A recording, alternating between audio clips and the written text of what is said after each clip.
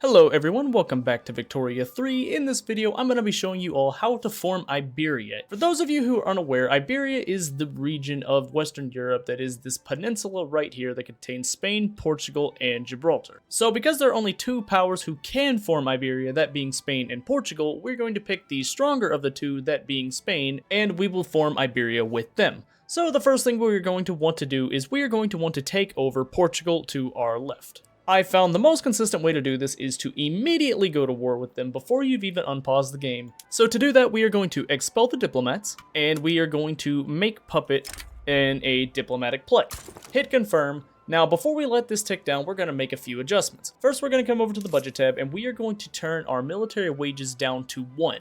What this is going to do is it's going to reduce our army power projection by 20%, and in turn, this is going to give Portugal way more confidence that they can beat us, and they're going to be less likely to ask for help in this war. On the flip side of that, go ahead and turn your government wages to 5, set your construction goods to iron frame buildings, we're going to crank taxation levels up to 5, and we're going to add a bunch of consumption taxes and use all the excess authority we have. We want to have as much money as possible. Next, you're going to come over to your buildings tab, and if you've watched any of my other videos, you already know what I'm going to say. Just set everything to automatically expand so we can let the AI deal with that itself. Once you do that, head over to your research tab, and we are going to head down the path towards pan-nationalism, which is required for us to form Iberia. So first thing we need to research is going to be mass communication, then nationalism, then pan-nationalism. After that, we are going to unpause for a bit until we get to the escalation phase of the diplomatic play.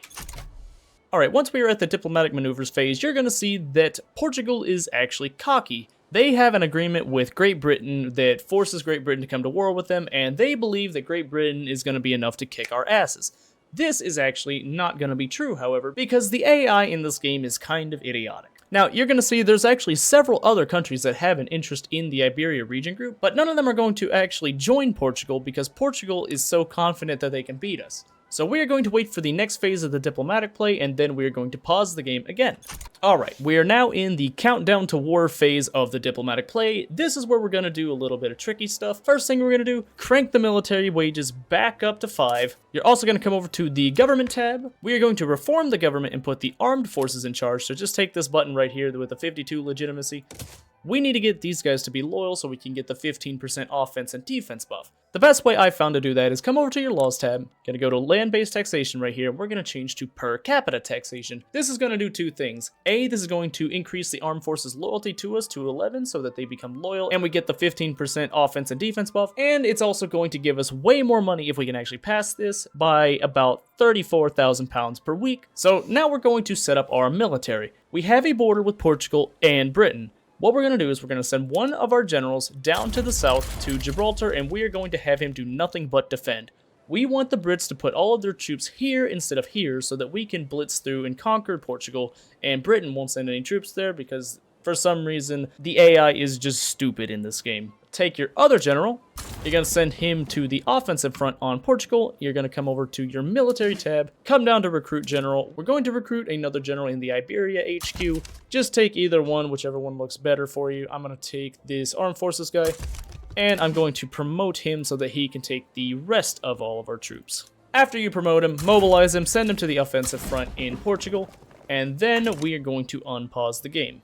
Now, it may be tempting to try and push Gibraltar even if Britain doesn't have any troops on this border, but we want Britain to put their troops here and not here. So push against Portugal, defend against Britain, and you shouldn't have any problems winning this war at all.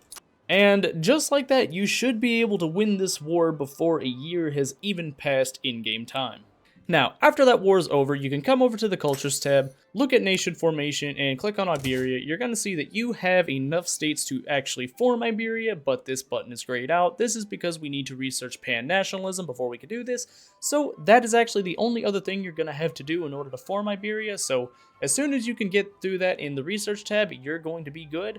In the meantime, do pretty much anything else that you want to. Nothing else is going to matter in terms of forming Iberia. Simply build up your economy and military over the next probably 10-20 years in-game time because that's how long it's going to take to research pan-nationalism. And I'm going to unpause the game and do whatever until pan-nationalism is ready. Alright, we now have pan-nationalism researched. This means we can finally come over to the Cultures tab, click on Iberia, and actually hit the Form Iberia button. And after that, you're going to get this really weird kind of checkerboard thing looking flag. I'm not really sure what this is supposed to be, but at least it's different. And you're known as Iberia now, and you got to annex your puppet for free, which is actually the nicest thing about this. And weird note, you also annex the Philippines when you do this. So not sure if that's something you want to do, but it's something that happens when you do this. The last step you're going to need to do is just make sure you incorporate all the states that you annex. So come down to the political lens, hit state actions, incorporate states. Incorporate all these guys, incorporate the Philippines. You might have to build a few more bureaucratic buildings, but try and get as many of these places incorporated as you can. You're going to have a little bit of a deficit once you first do this, but that's going to start to go away once you actually get everything incorporated. And after that, assuming you built a bunch of universities and actually got your innovation up, you should be able to blitz through all the other technologies that you skipped to get to 3.